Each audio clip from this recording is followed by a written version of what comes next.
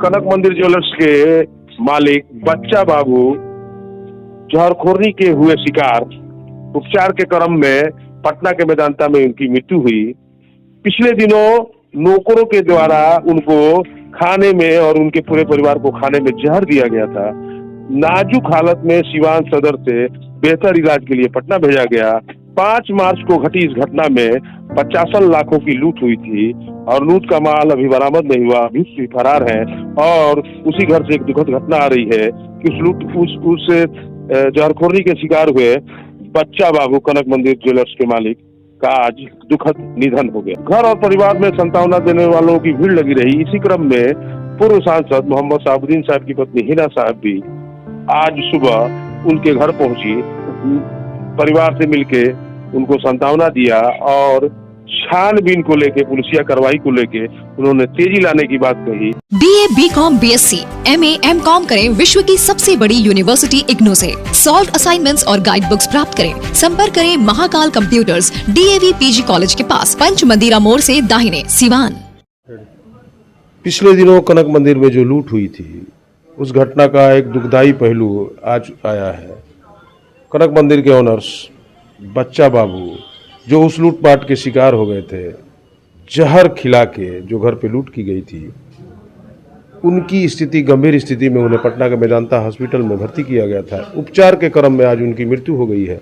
आइए, ऑनर है, हम बात करेंगे कब की घटना है, कब मृत्यु का समाचार प्राप्त हुआ? ये 5 तारीख सुबह की घटना है, रात में 12 बजे के बाद की घटना है। लूटपाट की घटना जो 5 तारीख के रात में 3:20 से लेकर और 4:20 के बीच हुआ था एक कांड, और 4 आदमी इसमें इन्वॉल्व थे।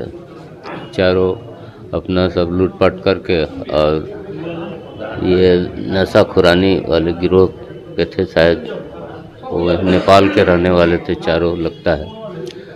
और यहाँ से सारा सामान लेके और निकल गए। बच्चाओं की स्थिति गंभीर थी, उनको पटना में बेहतर। अब ये घर के जितने सदस्य थे सबको उन्होंने खाने में कुछ मिला के खिला दिया था, जिसमें बाकी लोग तो रिकवर कर पाए, लेकिन वो जो ऑनर थे मेन बच्चा बाबू, वो अभी आज सुबह मेदांता हॉस्पिटल पटना में अपना दम तोड़ दिए। कब तक आने की? अब पटना से उनको सिवान लाने में 1-2 बज जाएगा लगभग। हम उनके छोटे भाई हुए विनोद कुमार। दुख भरे माहौल में हम बच्चाओं के सुपुत्र मिट्ठू बाबू से प्रशांत सराफा संघ के अध्यक्ष हैं। सर, कब सूचना मिली कि पिताजी नहीं रहे? सुबह में करीब 7:30 बजे के आसपास हमको सूचना मिली है। कहाँ उपचार के क्रम में? सिवान सदर हॉस्पिटल से रेफर करने के बाद कहाँ गए? सिवान सदर हॉस्पिटल से रेफ़र करने के बाद से फिर हम लोग साई हॉस्पिटल में गए। साई हॉस्पिटल में उनका उपचार हो रहा था, लेकिन अब हम लोग तो उस समय बेहोश थे। अब जो लोग हमारे हित परिजन थे वो लोग लेकर के तुरंत उनको मेदांता पटना के लिए एम्बुलेंस से लेकर के गए। वहाँ वो ICU में शिफ्ट थे, ICU में एडमिट थे और उनका इलाज चल रहा था। इलाज रिकवर हो रहा था, लेकिन बीच में फिर गड़बड़ा गया, तो वेंटिलेटर पर फिर से उनको रखा गया। वेंटिलेटर पर रखा गया तो उसके बाद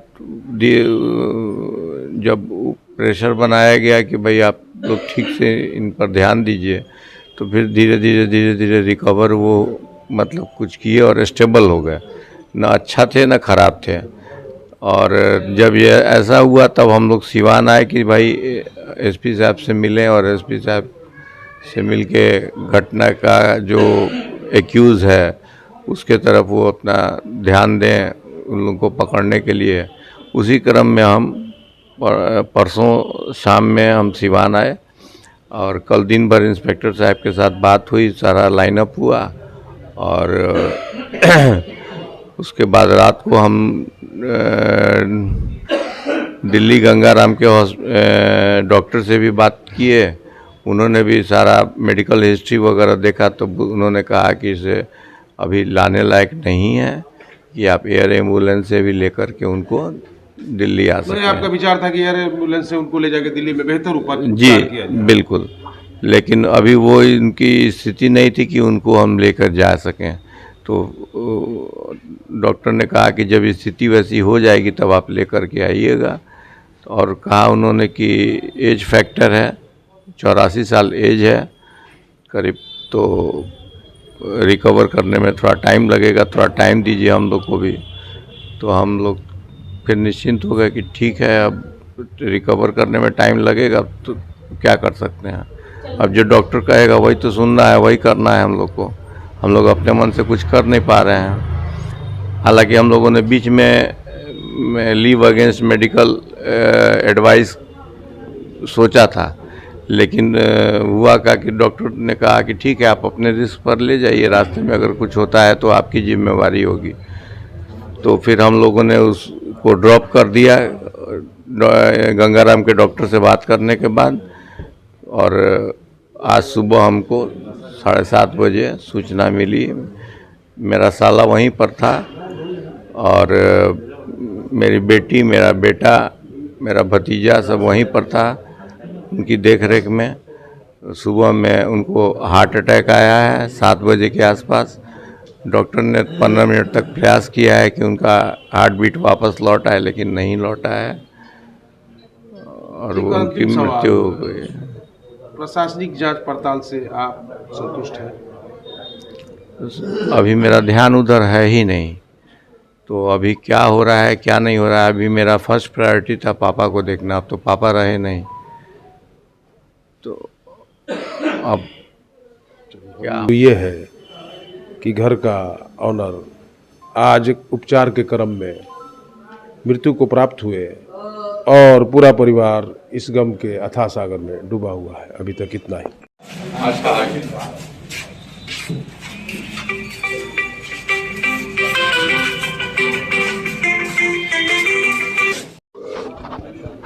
उसके बाद हम अंदर से बंद किए हैं, हम बिछावन पर जो गिरे हैं उसके बाद फिर हम भी बेहोश हो गए। मैंने आपको भी खिला ही दिया था, लेकिन उस समय तक आपको रिएक्शन नहीं हुआ था। तब तक आप रेजिस्टेंट पावर जो हो उसके वजह से रोका नहीं होता है। तो वजन भी रेसिस्टेंट पावर जिसके पास ज़्यादा होता है तो वो बहुत एडवांस एक्शन नहीं करता है। हाँ, लेट से होता है। तो 2 घंटा तक हम होश में थे। उसके बाद तब हम फिर सोने चले गए। उसके बाद हम सुबह में, हमारी यहाँ काम करती है, यहीं पर घर है, वो आई आकर के वो घर का पूरा लूट लिया सब टोटल। ये घर में पूरा जितना था वो पापा मम्मी का जितना गहना वहना से लेकर के सब जितना था, बंदकी वगैरह जितना था, सारा लूट के लेके चला गया सब। रुपया था 8 लाख रुपया कैश था, लूट लेके चला गया। तो खैर पैसा का अपना जगह पर है, लेकिन पापा का तबीयत ज़्यादा गड़बड़ा गया। हमको भी होश नहीं था। अब वहाँ पर ये लोग को नहीं समझ में आ पा रहा है मीडिया को कि हम बेहोशी के हालत में हैं। माइक लगा के पूछ रहा है काकी से, सोना गया है, हीरा गया है। अरे तरीके से तुमको पहले देखना चाहिए कि साला हमारा तबीयत क्या है क्या नहीं है। हम बोल दिए कि अभी हम कुछ बोलने की स्थिति में नहीं है। उसके बाद फिर हम बेहोश हो गए। फिर हमको पानी चढ़ने लगा। जब आधा बोतल पानी चढ़ा है तब फिर हमको चेतना हमारा लौटा है। हम बोले कि नहीं, हम घर जाएंगे। घर आए हैं ज़बरदस्ती उन लोग से कह के कि भाई नहीं, हम घर जाएंगे, हमको छोड़ दीजिए। आए हैं, लैट्रिन किए हैं, फ्रेश हुए हैं। उसके बाद तब धीरे धीरे चेतना लौट